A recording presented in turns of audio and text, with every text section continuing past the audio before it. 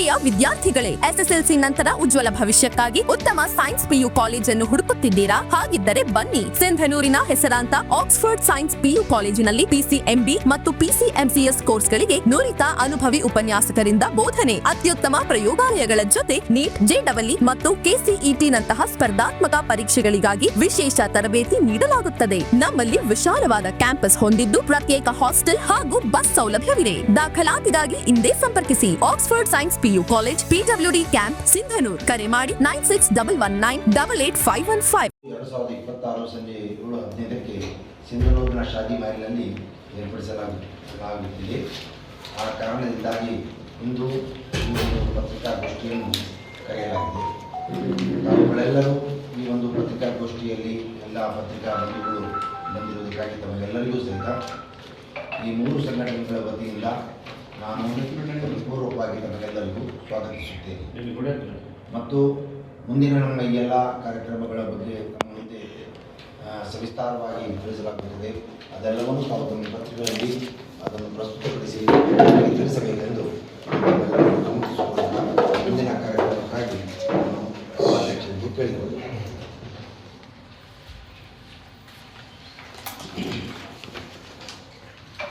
ಎಲ್ಲ ಪತ್ರಿಕಾ ಸಹೋದರರೇ,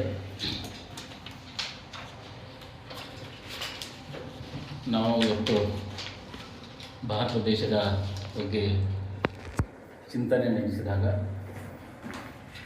ಇಡೀ ಜಗತ್ತಿನಲ್ಲೇ ಒಂದು ವಿಶಿಷ್ಟವಾದಂಥ ದೇಶ ಇದು. ಹಬ್ಬಗಳ ದೇಶ. ಇಲ್ಲಿ ಹಲವಾರು ಹಬ್ಬಗಳು ನಾವು ಆಚರಿಸ್ತಾ ಇದ್ದೇವೆ. ಈ ಹಬ್ಬಗಳ ಮೂಲನೂ ಸೌಹಾರ್ದನೆ. ಪ್ರತಿಯೊಂದು ಹಬ್ಬವು ತನ್ನದೇ ಆದ ಸಂದೇಶ ಮತ್ತು ಹಿನ್ನೆಲೆಯನ್ನು ಹೊಂದಿರುತ್ತದೆ.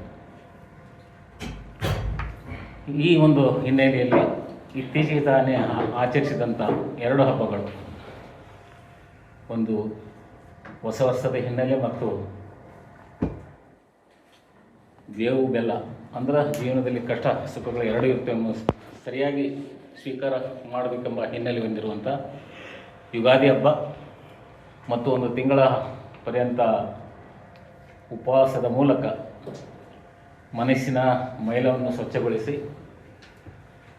ದೇವನ ಸಾಮೀಪ್ಯವನ್ನು ಭದ್ರಗೊಳಿಸೋದ್ರ ಜೊತೆಗೆ ಮತ್ತು ದಾನ ಧರ್ಮದ ಮೂಲಕ ಆಚರಿಸಿದಂಥ ಒಂದು ಹಬ್ಬ ರಂಜಾನ್ ಹಬ್ಬ. ಇವತ್ತು ನಾವು ಎಷ್ಟೆಲ್ಲ ದೂರ ಆದರೂ ಸಹಿತ ನಿಸರ್ಗ ನಮ್ಮನ್ನು ಸಮೀಪ ತರಿಸ್ತಾರೆ. 2 ಹಬ್ಬಗಳು 19 ಮಾರ್ಚ್ಗೆ ನಾವು ಯುಗಾದಿ ಆಚರಿಸಿ 21 ಮಾರ್ಚ್ಗೆ ರಂಜಾನ್ ಹಬ್ಬ ಆಚರಿಸಿದೆ. ಇದೇ ಹಿನ್ನೆಲೆಯಲ್ಲಿ 3 ವರ್ಷಗಳ ಹಿಂದೆ ಬಸವ ಜಯಂತಿ ಮೇ 3ಕ್ಕೆ ಕೂಡೇ ಬಂದದ್ದು. ಇಡೀ ಸಿನ್ನೂರೇ ಒಂದು ಹಬ್ಬವನ್ನು ರೀತಿಯಲ್ಲಿ ಆಚರಿಸಿದ್ದು. ಇದು ಒಂದು ಸಿನ್ನೂರಿನ ಒಂದು ವೈಶಿಷ್ಟ್ಯ. ಈ ಎಲ್ಲ ಹಿನ್ನೆಲೆಯಲ್ಲಿ ಸದ್ಭಾವನಾ ವೇದಿಕೆ ಸಿಂಧನೂರು, ಜಮಾತ್ ಇಸ್ಲಾಮಿ ಸಿನ್ನೂರು, ಭಾವೈಕ್ಯ ಶಾಂತಿ ಸಂದೇಶ ಸಂಸ್ಥೆ, ಭಾವೈಕ್ಯ ಶಾಂತಿ ಸಂದೇಶ ಸಂಸ್ಥೆ ಇದನ್ನು ಹುಟ್ಟು ಹಾಕಿದವರು ನಮ್ಮ ಕನ್ನಡದ ಕಬೀರ, ಕನ್ನಡದ ಸಂತ ಇಬ್ರಾಹಿಂ ಸುತಾರ್ ಅವರು ದಿವಂಗತ. ಅದರ ಒಂದು ಈ ಭಾಗದ ನೇತೃತ್ವವನ್ನು ನಮ್ಮ ಪಂಪಯ್ಯ ಸ್ವಾಮಿ ಅವರು ವಹಿಸಿದ್ದಾರೆ. ಆಮೇಲೆ ಸದ್ಭಾವನಾ ವೇದಿಕೆ ಸಿಂಧನೂರನ್ನು ಉದ್ಘಾಟಿಸಿದವರು ಸಹಿತ ಇಬ್ರಾಹಿಂ ಸುತಾರ್ ಸಾಹೇಬ್ರೆ.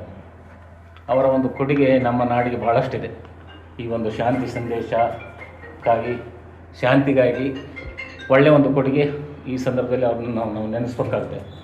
ಅದೇ ರೀತಿಯಾಗಿ ಜಮಾತ್ ಇಸ್ಲಾಮಿ ತಾವೆಲ್ಲ ತಿಳಿದಿರುವ ಹಾಗೆ ನಗರದಲ್ಲಿ, ರಾಜ್ಯದಲ್ಲಿ, ಈ ಇಡೀ ದೇಶದಲ್ಲಿ ಹಲವಾರು ಕಾರ್ಯಗಳನ್ನು ಈ ಒಂದು ಸಮಾಜದಲ್ಲಿ ಶಾಂತಿ ಒಂದು ಸೇತುವೆಯಾಗಿ ಎಲ್ಲ ಸಮಾಜಗಳಲ್ಲಿ ಕೆಲಸ ನಿರ್ವಹಿಸ್ತಿದೆ. ಒಟ್ಟಾರೆ ಮತ್ತಷ್ಟು ನಮ್ಮ ಸಂಬಂಧಗಳನ್ನು ಗಟ್ಟಿಗೊಳಿಸುವ ಹಿನ್ನೆಲೆಯಲ್ಲಿ ಒಂದು ಹಬ್ಬಗಳ ಸೌಹಾರ್ದ ಸಂಗಮ ಅಂತ ಹೇಳೋದು ಕಾರ್ಯಕ್ರಮ ಏಪ್ರಿಲ್ 3 ಶುಕ್ರವಾರ ಸಾಯಂಕಾಲ 7:15ಕ್ಕೆ ಮಿಲಾಫ್ ಶಾದಿ ಮಹಲ್ನಲ್ಲಿ ಏರ್ಪಡಿಸಲಾಗಿದೆ. ಇದರ ಸಾನ್ನಿಧ್ಯವನ್ನು ನಮ್ಮ ಮುದುಗಲ್ ಶ್ರೀಗಳು ಮಹಾನ್ ಸ್ವಾಮೀಜಿ ಸಾಲಿಮಠ ಅವರು ಆಗಮಿಸಲಿದ್ದಾರೆ. ಅದೇ ರೀತಿಯಾಗಿ ಮೊಹಮ್ಮದ್ ಕುನ್ನಿ ಖ್ಯಾತ ಪ್ರವಚನಕಾರರು ಹಾಗೂ ಶಾಂತಿ ಪಕ್ಷನ ಮ್ಯಾನೇಜರ್ ಮಂಗಳೂರು ಅವರು ಬರ್ತಾ ಇದ್ದಾರೆ. ನಮ್ಮ ಸಿನ್ನೂರವರೇ ಆದಂಥ ನಿವೃತ್ತ ಉಪನ್ಯಾಸಕಿ ಶ್ರೀಮತಿ ಡಾಕ್ಟರ್ ಮಧುಮತಿ ದೇಶಪಾಂಡೆ ಅವರು ಸಹ ಈ ಕಾರ್ಯಕ್ರಮದಲ್ಲಿ ತಮ್ಮ ವಿಚಾರ ಹಂಚಿಕೊಳ್ಳಲಿದ್ದಾರೆ. ಇವ್ರ ಜೊತೆಗೇ ನಮ್ಮ ಸಿಂಧನೂರಿನ ಹಿರಿಯ ರಾಜಕಾರಣಿಗಳು, ಶಾಸಕರಾದಂಥ ಹಂಪನಗೌಡರು, ಮಾಜಿ ಸಂಸದರಂಥ ವಿರೂಪಾಕ್ಷಪ್ಪನವರು, ಮಾಜಿ ಸಚಿವರಾದಂಥ ವೆಂಕಟರಾವ್ ನಾಡಗೌಡವರು, MLC ಆದಂಥ ಬಸನಗೌಡ ಬಾದರ್ಲೆ ಅವರು, ಕೆ ಕರಿಯಪ್ಪನವರು BJP ಮುಖಂಡರು, ಹನುಮಗೌಡ ಬೆಳಗುರ್ಕಿ ರೈತ ಮುಖಂಡರು, ಇವರಲ್ಲದೆ ಎಲ್ಲ ಸಮಾಜಗಳ ಹಿರಿಯರು ಈ ಕಾರ್ಯಕ್ರಮದ ಒಂದು ಮೆರುಗನ್ನು ಹೆಚ್ಚಿಸಲಿದ್ದಾರೆ. ಅದಕ್ಕಾಗಿ ನಾವು ಈ ಸಂದರ್ಭದಲ್ಲಿ ತಮ್ಮ ಮುಖಾಂತರ ಸಿಂಧನೂರು ಜನತೆಯಲ್ಲಿ ಮನವಿ ಮಾಡಿಕೊಳ್ತಾ ಇದ್ದೇವೆ. ಈ ಒಂದು ಕಾರ್ಯಕ್ರಮಕ್ಕೆ, ಸೌಹಾರ್ದ ಸಂಗಮದ ಈ ಕಾರ್ಯಕ್ರಮಕ್ಕೆ ತಾವು ಒಬ್ಬರೇ ಬರದೆ, ಇದು ತಮ್ಮ ಮಡಿದ ಮಕ್ಕಳೊಂದಿಗೆ ಬರಬೇಕಂತ ನಾವು ಕೇಳ್ಕೊಳ್ತಾ ಇದ್ದೇವೆ. ಇವತ್ತು ನೋಡ್ತಾ ಇದ್ದೇವೆ ನಾವು, ಒಂದು ಯಾವುದೋ ಒಂದು TV ಒಂದು ಕಾರ್ಯಕ್ರಮ ಅಂತಂದರೆ ಇಂಥ ಕಾರ್ಯಕ್ರಮ ಬರ್ತಾವೆ, ಎಲ್ಲರೂ ಕುಂತು ನೋಡೋಕ್ಕೆ ಸಾಧ್ಯ ಇಲ್ಲ. ಈ ಒಂದು ಕಾರ್ಯಕ್ರಮ ಮಕ್ಕಳು, ಹಿರಿಯರು ಎಲ್ಲರೂ ನೋಡುವಂಥ ಕಾರ್ಯಕ್ರಮ. ನಮ್ಮದು ಏನೋ ಒಂದು ಸಂದೇಶ, ಶಾಂತಿಯ ಒಂದು ಸಂದೇಶ ಜೊತೆಗೇ ಇದರ ವಿಶೇಷ ಏನಂದರೆ, ಆರಂಭದಲ್ಲಿ ತಮ್ಮೆಲ್ಲರನ್ನು ನಾವು ಬೇವು ಬೆಲ್ಲ ಕೊಟ್ಟು ಸ್ವಾಗತಿಸ್ತೇವೆ. ಆಮೇಲೆ ಕಾರ್ಯಕ್ರಮದ ಮುಖಾಂತರ ಶಾಂತಿ ಸಂದೇಶಗಳು ನಮ್ಮ 3 ಪ್ರವಚನಕಾರರು ನೀಡಲಿದ್ದಾರೆ. ತದನಂತರ ಊಟದ ವ್ಯವಸ್ಥೆ ಇದೆ. ಊಟದ ವ್ಯವಸ್ಥೆಯಲ್ಲಿ ರಂಜಾನ್ ಹಬ್ಬದ ಒಂದು ವಿಶೇಷ ರೂಪದಲ್ಲಿ ಸುರುಕುಮರದ ವ್ಯವಸ್ಥೆಯನ್ನು ಊಟದ ಜೊತೆ ಕೊಡ್ತಾ ಇದ್ದೇವೆ. ಈ ಒಂದು ಹಬ್ಬಗಳ ಒಂದು ಸಂಗಮ ನಡೀತಾ ಇದೆ. ತಾವೆಲ್ಲರೂ ಇದಕ್ಕೆ ಸಹಕಾರ ನೀಡ್ತಾರೆ. ನಮ್ಮೆಲ್ಲ ಕಾರ್ಯಕ್ರಮಕ್ಕೆ ಬೆನ್ನೆಲುಬಾಗಿ ನಿಂತಿದ್ದೀರಿ. ಮುಂದೆ ಅದೇ ರೀತಿಯಾಗಿ ತಮ್ಮ ಸಹಕಾರ ಇರುತ್ತೆ. ತಾವೆಲ್ಲರೂ ಆ ಕಾರ್ಯಕ್ರಮದಲ್ಲಿ ಇರಬೇಕು. ಮತ್ತು ಇನ್ನೊಮ್ಮೆ ನಾನು ಕೇಳ್ಕೊಳ್ತಿದ್ದೇನೆ, ಪರಿವಾರ ಸಮೇತವಾಗಿ ಈ ಕಾರ್ಯಕ್ರಮದಲ್ಲಿ ನಮ್ಮ ಸಿಂಧನೂರು ಜನತೆ ಆಗಮಿಸಬೇಕೆಂದು ಕೇಳ್ಕೊಳ್ತಿದ್ದೇನೆ. ತಮ್ಮೆಲ್ಲರಿಗೂ ಧನ್ಯವಾದಗಳು. ದೂದ್ ಕುರ್ಮಾ,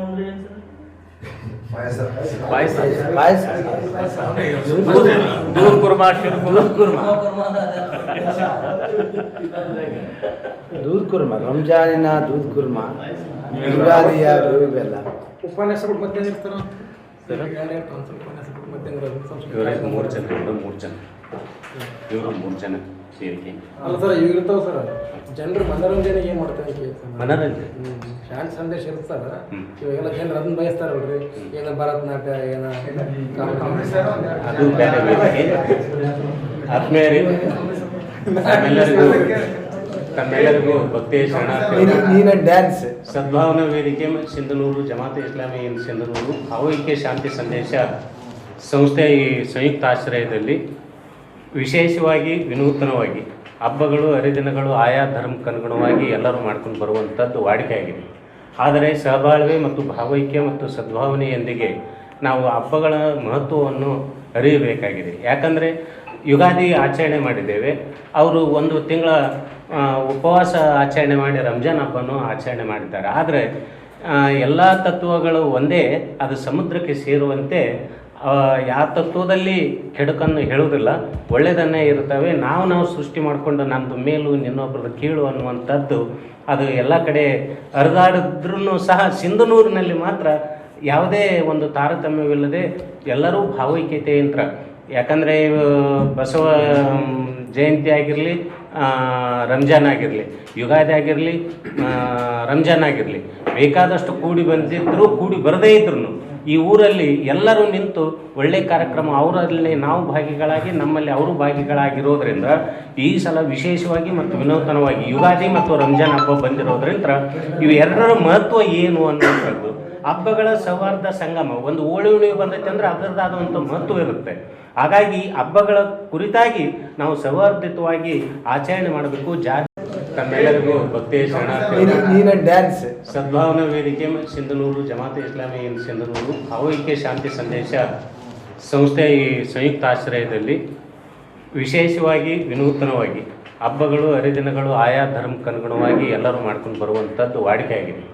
ಆದರೆ ಸಹಬಾಳ್ವೆ ಮತ್ತು ಭಾವೈಕ್ಯ ಮತ್ತು ಸದ್ಭಾವನೆಯೊಂದಿಗೆ ನಾವು ಹಬ್ಬಗಳ ಮಹತ್ವವನ್ನು ಅರಿಯಬೇಕಾಗಿದೆ. ಯಾಕಂದರೆ ಯುಗಾದಿ ಆಚರಣೆ ಮಾಡಿದ್ದೇವೆ, ಅವರು 1 ತಿಂಗಳ ಉಪವಾಸ ಆಚರಣೆ ಮಾಡಿ ರಂಜಾನ್ ಹಬ್ಬನೂ ಆಚರಣೆ ಮಾಡಿದ್ದಾರೆ. ಆದರೆ ಎಲ್ಲ ತತ್ವಗಳು ಒಂದೇ, ಅದು ಸಮುದ್ರಕ್ಕೆ ಸೇರುವಂತೆ ಯಾವ ತತ್ವದಲ್ಲಿ ಕೆಡುಕನ್ನು ಹೇಳುವುದಿಲ್ಲ, ಒಳ್ಳೆಯದನ್ನೇ ಇರ್ತವೆ. ನಾವು ಸೃಷ್ಟಿ ಮಾಡಿಕೊಂಡು ನಮ್ಮದು ಮೇಲು ಇನ್ನೊಬ್ಬರದ್ದು ಕೀಳು ಅನ್ನುವಂಥದ್ದು ಅದು ಎಲ್ಲ ಕಡೆ ಹರಿದಾಡಿದ್ರೂ ಸಹ ಸಿಂಧನೂರಿನಲ್ಲಿ ಮಾತ್ರ ಯಾವುದೇ ಒಂದು ತಾರತಮ್ಯವಿಲ್ಲದೆ ಎಲ್ಲರೂ ಭಾವೈಕ್ಯತೆಯಿಂದ, ಯಾಕಂದರೆ ಬಸವ ಜಯಂತಿ ಆಗಿರಲಿ, ರಂಜಾನ್ ಆಗಿರಲಿ, ಯುಗಾದಿ ಆಗಿರಲಿ, ರಂಜಾನ್ ಆಗಿರಲಿ, ಬೇಕಾದಷ್ಟು ಕೂಡಿ ಬಂದಿದ್ದರು, ಕೂಡಿ ಬರದೇ ಇದ್ರು ಈ ಊರಲ್ಲಿ ಎಲ್ಲರೂ ನಿಂತು ಒಳ್ಳೆಯ ಕಾರ್ಯಕ್ರಮ, ಅವರಲ್ಲಿ ನಾವು ಭಾಗಿಗಳಾಗಿ ನಮ್ಮಲ್ಲಿ ಅವರು ಭಾಗಿಗಳಾಗಿರೋದ್ರಿಂದ ಈ ಸಲ ವಿಶೇಷವಾಗಿ ಮತ್ತು ವಿನೂತನವಾಗಿ ಯುಗಾದಿ ಮತ್ತು ರಂಜಾನ್ ಹಬ್ಬ ಬಂದಿರೋದ್ರಿಂದ ಇವು ಎರಡರ ಮಹತ್ವ ಏನು ಅನ್ನುವಂಥದ್ದು,